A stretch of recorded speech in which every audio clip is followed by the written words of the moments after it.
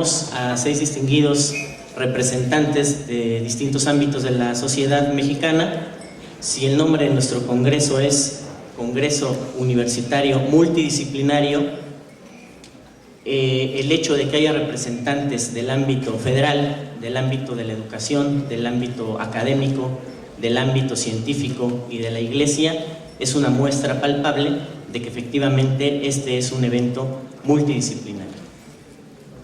Vamos a darle la palabra en primer lugar al ingeniero José Luis Luege Tamargo. El ingeniero Luege es ingeniero químico metalúrgico por la Facultad de Química de la Universidad Nacional Autónoma de México. Realizó 2 especialidades en procesos siderúrgicos, una en la Universidad Nacional Autónoma de México y la otra en el Centro Nacional de Investigaciones Metalúrgicas de Madrid, España. Se desempeñó durante 14 años en la industria siderúrgica nacional.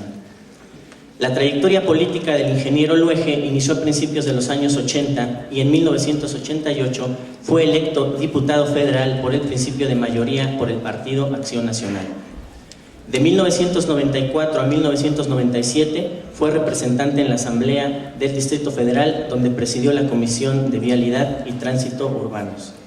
De 1989 a 1994 fue secretario de Organización y Acción Electoral en el Comité Ejecutivo Nacional del PAN. De 1990 a 1995 fue representante de su partido ante la Comisión Nacional de Vigilancia del Registro Federal de Electores y durante el periodo 94-97 fue también representante suplente ante el Consejo General del IFE.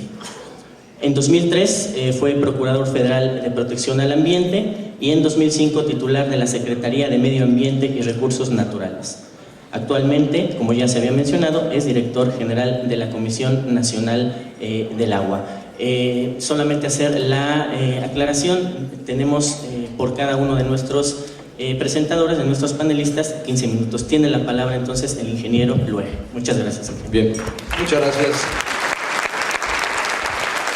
Muy buenos días. Quiero agradecer a la doctora Clotilde Montoya, rectora de la universidad, a los compañeros que participan en este panel, a los doctores, a la doctora Fierro, muchísimas gracias, y especialmente a ustedes, jóvenes universitarios que participan en este segundo congreso universitario.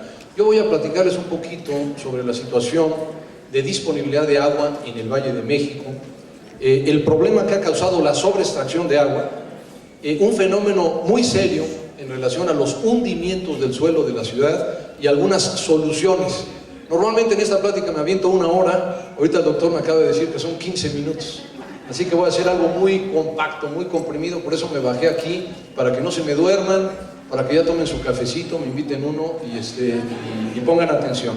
El tema del agua en nuestro país, amigas y amigos, es un asunto muy serio, que está vinculado a una muy mala administración, a la falta de cuidado, a la poca eficiencia en los distintos usos del agua y lamentablemente a la pérdida de disponibilidad. El agua, y seguramente la doctora Fierro hablará ya del origen, ¿verdad?, es el elemento uno de los elementos más abundantes en la naturaleza. Pero el agua disponible, el agua dulce, es menos del 1% del volumen total de agua en la Tierra. Claro, todo el mundo dice, bueno, actualmente la tecnología de desalar agua ha llegado a muy altos niveles, es verdad. Pero el problema es que el agua de los acuíferos, de los ríos, de los lagos, sistemas costeros, manglares, pantanos, está íntimamente relacionado a los ecosistemas que conforman ese ciclo vital de las cuencas hidrológicas. Cuando se pierde el agua, cuando perdemos la disponibilidad de un acuífero, perdemos todos los ecosistemas asociados a ese acuífero. Tenemos graves problemas en el país que se están atendiendo, sí, pero uno que me parece uno de los más serios es el Valle de México.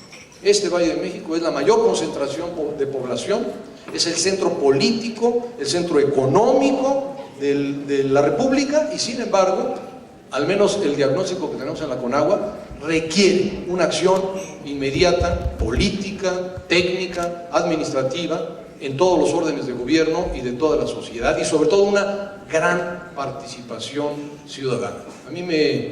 Para mí es un honor estar aquí con ustedes, sobre todo que es una universidad de inspiración cristiana, y hay que decirlo, Yo vengo de colegios salesianos, que es un carisma muy parecido, y es fundamental que si nosotros nos guiamos por esa visión de la justicia social, de buscar el bien de todas las personas, lo pongamos en práctica.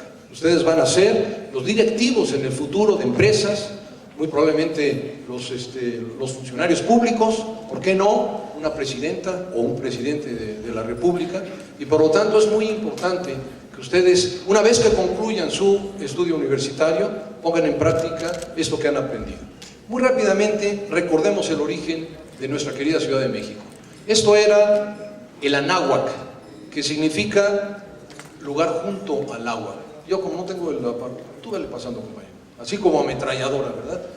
Lugar junto al agua era una condición del sistema lacustre que había en el Valle de México. En el Valle de México llueve bastante, cerca de la media nacional, más de 720 milímetros al año. Y la condición del suelo del Valle de México es arcilloso, es decir, impermeable.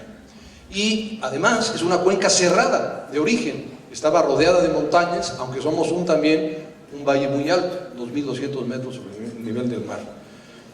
Ese era, en esa gráfica muy esquemática, el Valle de México, un conjunto de 5 lagos de poca profundidad, algunos muy someros, pero el lago de Texcoco sí tenía una buena profundidad, en algunos puntos más de 20 metros, y eso conformaba un sistema, además de bellísimo, formidable, en donde está vinculada la historia del crecimiento de la Ciudad de México. Todos recordemos esa historia un tanto cuanto mitológica de una gran emigración del noroeste del país, de la zona del Nayar, hacia el Valle de México, con una figura, un símbolo que era el águila devorando a la serpiente. Y yo siempre me pregunto, ¿pero por qué tenía que ser en un islote y no en la orilla del lago? Entonces viene el crecimiento de la fundación en 1315 de Tenochtitlan, y luego la historia, todos la conocemos, la conquista. Dicen que cuando los españoles atravesaron el Paso de Cortés, quedaron impactados de la belleza del Valle de México. Una zona llena de agua por todos lados, ríos y bosques. Esa era la imagen del Valle de México. Yo les voy en una sola gráfica, les voy a hablar de la evolución de la ciudad. Este mapa, este plano de ciudad, que se conoce como el mapa de Nuremberg, fue descubierto en Alemania en 1521. Está vinculado a una de las cartas de relación de Hernán Cortés, y es una figura bellísima